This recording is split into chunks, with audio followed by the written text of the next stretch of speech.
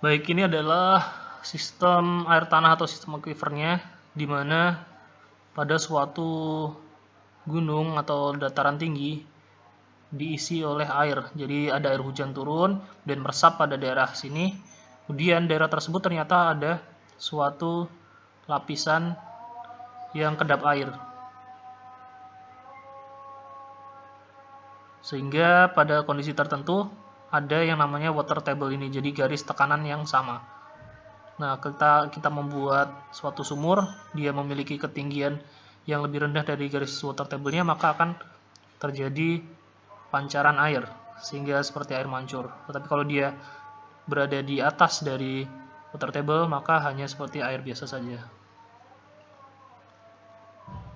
Tetapi kondisinya, dia akan lebih tinggi. Tidak seperti garis aliran air yang hanya seperti ini ya, biasa. Tidak ada tekanannya. Ini kondisi di mana penurunan tanah yang diakibatkan oleh pengambilan air secara terus-menerus, tetapi tidak ada suplai yang mengisi dari rongga-rongga tanah pada daerah tersebut. Karena rongga tanah tersebut awalnya terdapat air. Ketika kita ambil terus, maka airnya lama-lama kosong, yang tersisa hanyalah rongga udara saja. Nah, rongga udara itu gampang sekali mengalami pemadatan jika ada tekanan atau ada beban di atasnya. Sehingga seperti teori konsolidasi, maka ini akan terjadi suatu penurunan tanah atau juga subsidence. Jadi ini air tanah yang dimana dia tertahan oleh suatu lapisan kedap air, tapi dia tidak secara masif atau secara terus-menerus ya kedap airnya, hanya sebagian saja.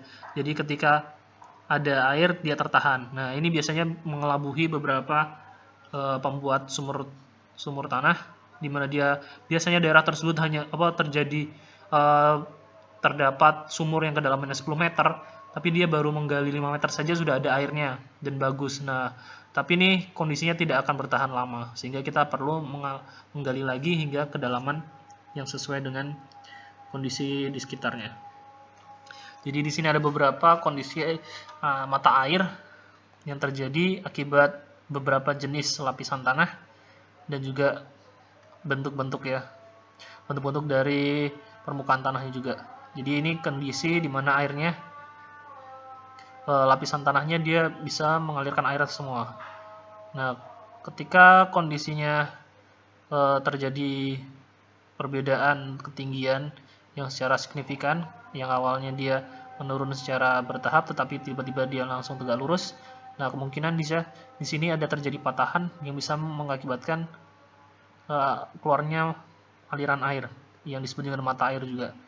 Karena water table-nya dia pada garis tersebut.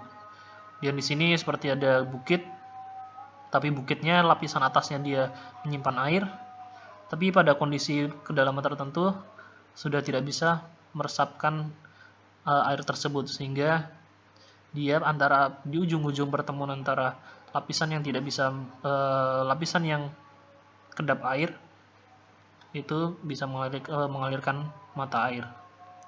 Dan yang C ini hampir sama seperti air yang bertekanan tadi. Jadi ada suplai air dari atas, kemudian dia mengalir pada suatu kondisi tertentu. Nah, pada lapisan ini terjadi suatu retakan. Retakan ini akan seperti sumur tadi, dia bisa mengalirkan air. Jika tekanannya cukup kuat, maka dia seperti air mancur. Jadi ada mata air yang bisa menjadi air mancur di daerah sini. Jadi kalau ini adalah beberapa tanah yang memiliki retakan-retakan sehingga mempunyai rongga-rongga yang cukup luas yang bisa diisi oleh air. Pada kondisi ini juga kalau dia tekanan atau water table-nya lebih tinggi daripada permukaan tanah, maka dia bisa mengeluarkan air secara bertekanan, atau dia bisa seperti air mancur. Nah, inilah mata air yang bisa terjadi. Baik, untuk penjelasan sumber daya air khususnya potensi air tanah pada pertemuan ketiga, nanti pertemuan keempat mungkin ada contoh untuk perhitungan air tanahnya di kondisi sumuran dan ya terkait dengan air tanah lah, permeable dan sebagainya. Baik, untuk hari ini saya cukupkan dulu. Maaf jika ada salah kata. Saya akhiri. Wabillahi taufiq walhidayah. Wassalamualaikum warahmatullahi wabarakatuh.